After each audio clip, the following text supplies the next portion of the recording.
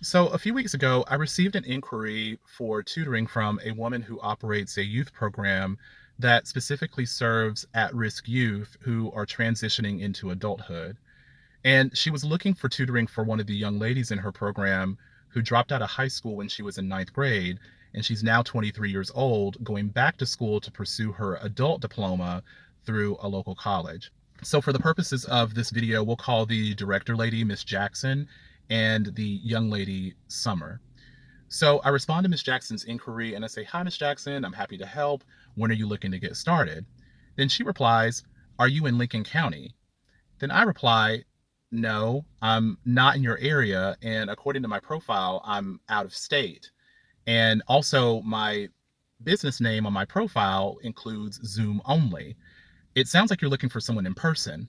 Then she replies, "Sir, it does not matter. Please do not assume what I'm needing or asking. I was just asking. Also, I stated that I was looking for someone in person or remote." The inquiry did not specify that piece, but I just let that slide. I just replied back, "No assumptions made." I said, "It sounds like, not it is. I'm still willing to chat with you about the details of what you need and what you're looking for." So she comes back and she says, "Okay." And she discloses that the young lady has a mild learning disability, but she'd like to discuss the details. So I replied back and I said, "Okay, I'll call you in a moment." I said, I'm not a specialist in that area, but over the years, I've been tutoring over the past 10 years. I have had a couple of students who had some mild learning challenges. So then we got on the phone, we started discussing what she was looking for, and I asked her, I said, "So when are you looking to get started?" "Well, we don't know yet. She's trying to get her schedule together. I think Summer just got it yesterday or the day before or today. I can't exactly remember, but I can give you her number so you can find out from her." I said, "No." I said, "Put her on three-way and we'll all talk about it together." She said, "Okay, well, I'll give her a call. I don't know if she's available. She might be at work." But she called and Summer answered the phone. So I said, "Hi, Summer. This is Josh. This is a tutor that Miss Jackson was looking for you." She said, "Oh, okay. Hi. Nice to meet you." I said, "Yeah, great." So I said, "What are you looking for? What's your goal? When are you looking to get started?" And she said, "Well, I'm going back to high school. I had dropped out in ninth grade and I'm just now going back to get my diploma. I've just always had trouble with math." And then, she told me that I just really need some extra support. I said, "Okay, well, when are you looking to get started?" And she said, "Well, I don't know yet. I did get my schedule, but they messed it up. So I'm going to have to go back to the school in person. I think I'm going to have to go to the office in person because they got all my online classes wrong and try to get that fixed." So I said, "Okay, well, once you get all of that straightened out, let Miss Jackson know, and Miss Jackson will let me know, and we'll talk about moving forward." And she said, "Okay, that sounds fine." So I told Miss Jackson to stay on the phone, and Summer got off the call. And so Miss Jackson said, "Well, what other questions did you have for me?" I said, "Well, I was just wondering how payment would be handled." She said, "What do you mean by that?" I said, "Well, normally when I work with a high school student, typically the parent handles it." "Well, she's not in high school. She's 23 years old." I said, I understand that. But I'm just saying, I know she's an adult, but essentially you're her guardian. So I didn't know how that was going to work. Is she going to make the payments or are you going to make the payments?" "Oh, no, no, I'll make all the payments. That's fine. I have no problem with that. I handle all the payments." I said, "Oh, okay. That's fine. That's just what I wanted to know and just clarify. Um, Okay, well, that sounds good. Just let me know when she gets her schedule together and we'll move forward. It was nice working with you and I look forward to, or nice speaking with you and I look forward to working with you." So that was a few weeks ago. And in between that time, Summer messaged me once saying, "I'm still working things out with the school." I said, "Okay, fine. Just let me know when you'd like to get started." So yesterday afternoon, she texted me and she said, "Hi, I have my schedule together. I have class tonight and I'd like to meet for tutoring tonight." I said, "Okay, I'm available today. How about 6 p.m. your time?" And she said, "That's fine. That sounds great." I said, "Okay, well, here's my Zoom link. You can email me what we're going to be working on ahead of time at wingspanlearning@gmail.com. and please let Miss Jackson know that you scheduled a session with me. And she said, okay. And she did email me um, her lesson plan for this evening, or I guess whatever module she's working on. But she didn't let me know which way or the other whether she told Miss Jackson.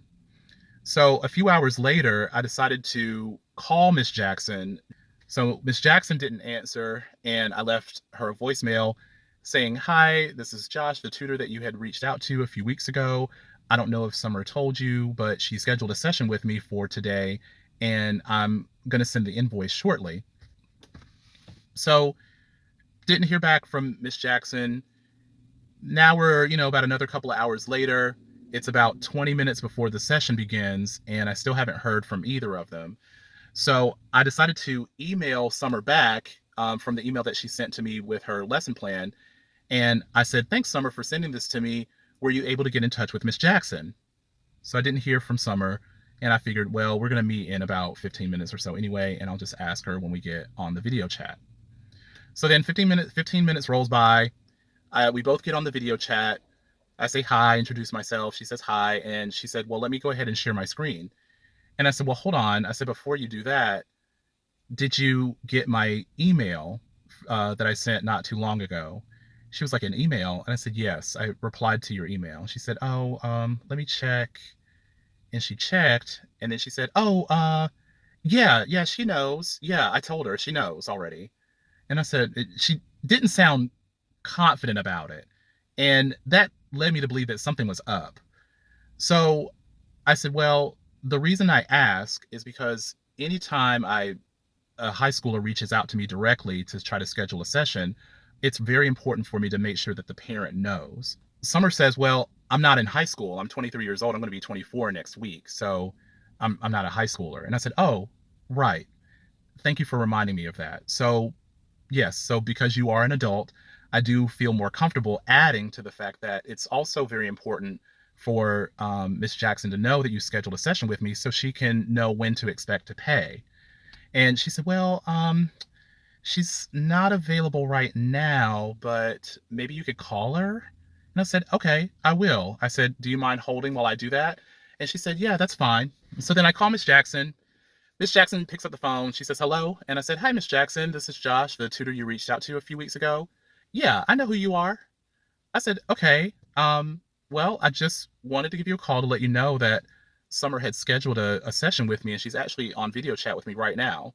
"Oh yeah, yeah, that's fine. Yeah, she told me already, so I knew already." And I said, "Okay. Well, I also just wanted to let you know that I sent the invoice." She said, "Okay, well, I haven't received an invoice yet, so once I receive the invoice, I'll pay it." I said, "Well, I sent it through the platform." She said, "Okay, well, once I get it through my email, I will pay it and let you know." And I said, "Well, no, I sent it through the platform." She said, "Okay, well, send it to my email and I'll pay it through the email." And I said, "Okay, well, I'll need your email address." She said, "Okay, that's fine. I'll send you the email address. Look, I understand that this is how society works, and you got to get paid for your work, and you want to get paid for your work. So don't worry about it. I will pay for your service." I said, "Ma'am, it's not that extensive. I'm just clarifying because this is our first time meeting." "Oh, okay, okay, that's fine. I understand this is our first time meeting.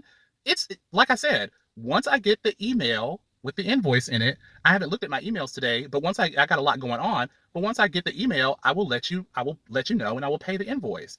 And I said, "Okay, well, I'll need your email address." She said, "Okay, I'll send it to you." I said, "Okay, well, are you going to text it to me?" She said, "Okay, what? Okay, of course I'm going to text it to you. Do you think I'm stupid?" I said, "Ma'am, it is not that personal. Listen, listen. I am a business person, okay? I run a business, okay? And I understand what my responsibilities are, and I understand that things need to get paid, bills need to get paid, and I take care of them. So like I said, once I get the email with the invoice in it, I'm going to pay. I'm a person who pays, and when I say I pay, I'm going to pay."